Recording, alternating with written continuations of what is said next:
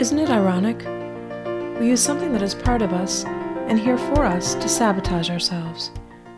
We have stereotyped an entire emotion as negative and have created countless strategies to avoid it. I wonder what would happen if we chose to observe worry instead of avoid it. Welcome to Modern Life Keeping, where we discuss ways to thrive in today's world. I'm your host, Lori Christine. Today we're going to look at 4 things worry wants you to know. Worry has been such a large part of my life that I didn't even think to stop to question or observe it. I took it for granted. I accepted it as a fact of life. From a young age, I was conditioned to use worry in a way that sabotaged instead of served me. My mother was a worrier. As I got older, my mother's worry manifested as anxiety. She kept all the symptoms of worry, but added some new ones brought on by the anxiety. At points, it became difficult to know what worry was hers and what worry was mine. My emotions piled up on top of themselves. I had headaches, stomach aches, and other aches that were all symptoms of my emotions communicating to me, but not being heard. The extremity of my mother's worry was a teacher all its own. Much like each of us, emotions have the ability to persevere, and so they do. Emotions work relentlessly at communicating to us where we are out of balance with our true selves. Most of us are never taught to listen to our emotions. In fact, many of us are taught not to listen to our emotions at all.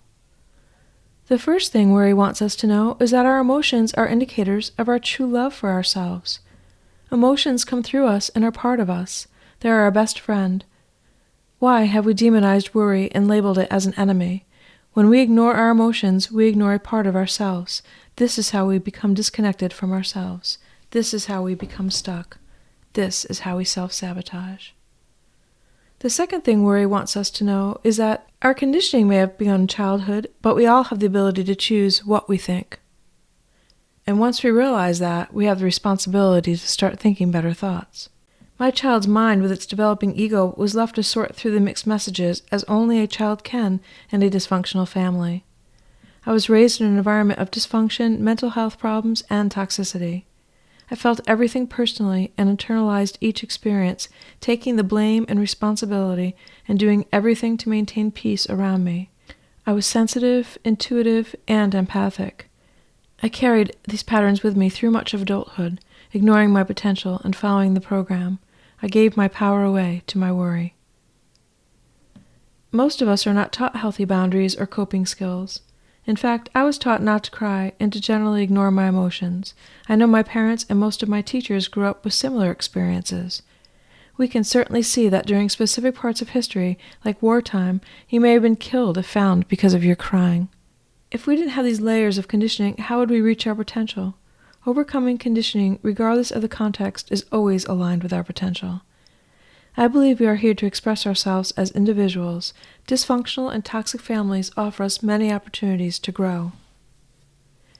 It is within us to overcome our circumstances to become who we are most meant to be. Worry reminds us to examine our thoughts and to remember the power they have. The third thing worry wants you to know is that your beliefs also have power. Our beliefs make up our core and our foundation. I believed worry was a regular part of everyday life. I believed worry is what everyone does to show that they care about someone or something. I believe that mothers especially worry. Mothers worry about everything and everybody, and I believed it is their right to. I must have subconsciously believed that the worry equaled some way to avoid or prevent whatever it was I was worried about, or that the worry had some kind of special power.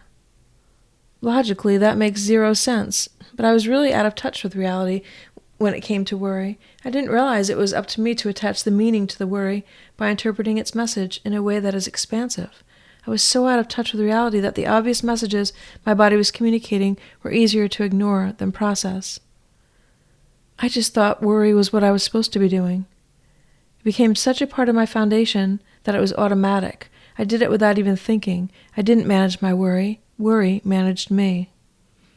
I punished myself, my body, and others as I played out my part on the stage of life. I played my part, said my lines, and did what I was directed to do, ignoring my worry the entire time. Worry had been passed down to me like a well-worn blanket. I could use it as my mom and her mom had, to distract myself from my own path. I could use it as a measure of how much others loved me. I could wield it to control situations. Oh, the games my mind could play with worry as my impetus. My beliefs about worry were limited and false. They blocked me from seeing things from a higher perspective. I was blocked by what I didn't know, blocked by the parts of me that were bigger than my drive to know. You don't know what you don't know. Once I began examining my beliefs and discerning which ones served me and which ones sabotaged me, I was able to use worry as a superpower it is. I allowed worry to illuminate where my beliefs were out of alignment with my true self. And you can too. The fourth thing that worry wants us to know is that worry is a part of us and needs to be heard. It is an indication on your path, a warning light. Ignore it at your own peril. Knowing I could choose freedom and peace in my thoughts was unbelievably empowering. Reaching for a better feeling belief opened doors of opportunity for me that had otherwise been hidden while I remained stuck in worry. I saw the power I had in my life, where I was using it, where there was great potential to use it, and how I have the ability to create a life that aligns with my true self.